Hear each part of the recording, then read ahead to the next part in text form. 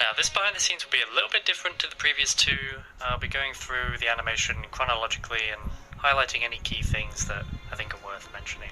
People do want to know about how I did things like the portal, the shields, the blasters, and sentinel beams, etc. These are things I've covered in previous behind the scenes videos. So where we left off in the second one was the Drogue have just invaded, Sam and Krista were trapped in another world, and everything was just going to hell. So we start right where we left off in Water Part 2. I kind of wanted the opening to be very gripping and have this big, intense scene where you saw everything happening from the perspective of one character. And I think having a continuous shot where the camera follows the character through the action helped reveal the invasion piece by piece. The main character animation for this was done by Red the Animator.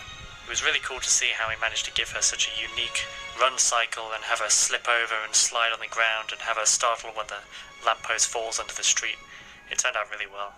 The lighting of the tee shot was actually quite difficult because it had to maintain the same lighting outside as well as have a more unique lighting inside.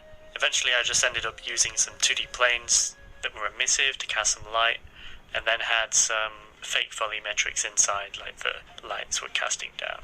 We then move on to the confrontation from the end of the last part between Sam and Krista and Varric. Some people thought they would fight, some people thought they would team up, but I thought it was nice to have him leave so that we could get to see more of the world that they ended up in and to see what a world would become when the Drogue invades.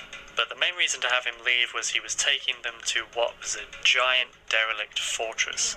We were worried about having a second fortress because we thought it might take away from the significance of the first one, like it survived every battle it'd been in and only this time it was defeated, but I think the payoff was worth it, seeing this enormous, just dead ship.